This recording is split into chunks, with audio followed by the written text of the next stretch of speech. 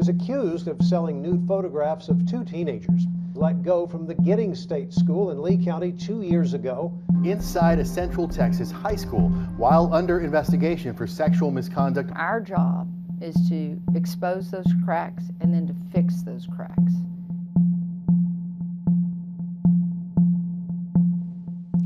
Well, we've told you about a search engine Texas lawmakers demanded to warn schools and other child welfare agencies of state workers fired or reprimanded for misconduct.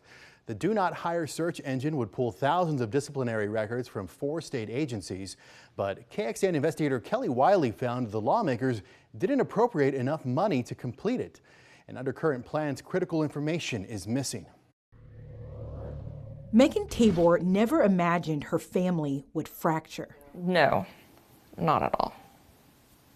Not in a million years. Last year, a Lampasas jury convicted her ex-husband, Kasey Calvery, of sexually abusing a child in their family. Just makes me sad. A court filing brought to light a history of misconduct allegations stretching far beyond their household and highlighting systemic issues with how the state vets people who work around children. The record showed the Longview Fire Department forced Calvery to resign from his job as a firefighter in 2006 after a coworker accused him of touching her breast. Less than a year later, the Copperas Cove Fire Department terminated Calvery after he admitted he groped a patient in the back of an ambulance. The Texas Health and Human Services Commission put an emergency suspension on his EMT license. The local paper even wrote an article about the incident. You Google his name and that was the first thing that popped up. But court and personnel records show Calvery continued getting jobs that put him in direct contact with vulnerable people, even children, as a group supervisor in 2012 at a youth residential facility in Goldwaith. Later that year, after he and Tabor divorced, he worked as a teacher at a string of schools, including Ector County ISD, where in 2020, a young student came forward to report Calvery abused her. The Ector district attorney said a grand jury ultimately decided not to indict him on that allegation. But it was the catalyst for Tabor's family member going to the police about her own abuse. She knew that she had to come forward. She had to do whatever she could to keep him from continuing. Calvery did not respond to the letter we sent him in prison. His attorneys also didn't respond to several emails and calls. It's very disturbing that someone can go from place to place. Texas Senator Lois Kolhorst authored Senate Bill 1849 in 2023 to help state agencies and schools see the red flags in job candidates like Calvery. The measure passed into law, requiring a single search engine to connect 4 Do Not Hire registries from the Texas Education Agency, Juvenile Justice Department, Health and Human Services, and the Department of Family and Protective Services.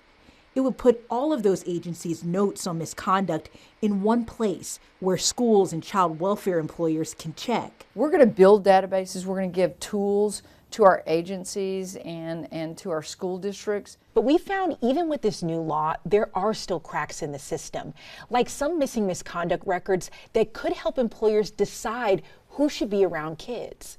Disciplinary records on law enforcement officers won't be in the search engine. Neither will HHSC's licensing data, which for a time was the only state database that noted Calvery's misconduct, his license suspension as an EMT. Would that kind of data be something that needs to be in this database? Warning. Yeah, that would be something that could be included for sure.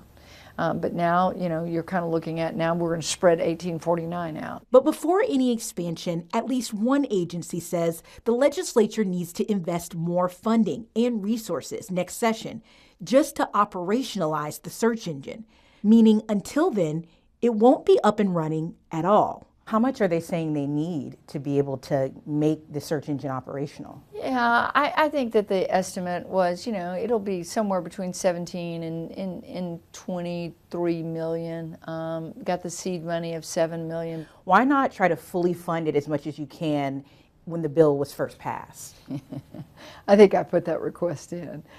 So in the end, the final budget writers have to make decisions. And I know that they both, all of us have a commitment. I believe Senate Bill 1849 was unanimous. And it will be funded, and it will be fully funded and operational. This is the house in Longview that the abuse actually started in. For Tabor's family, the changes won't repair the damage already done.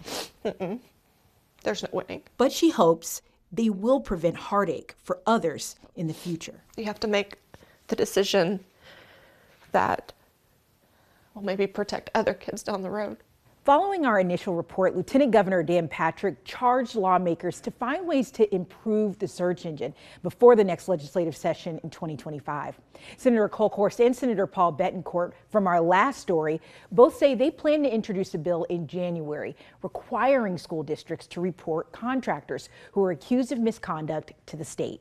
That promise came after we uncovered a former juvenile corrections officer was able to get a contracted tutoring job in Austin ISD while under investigation by the Texas Juvenile Justice Department for sexual misconduct. Kelly Wiley, KXAN Investigates. All right, Kelly, thank you very much. And for a timeline of when this search engine is expected to be finished and to find out who will have access to it first, check out this story on KXAN.com under the Investigations tab.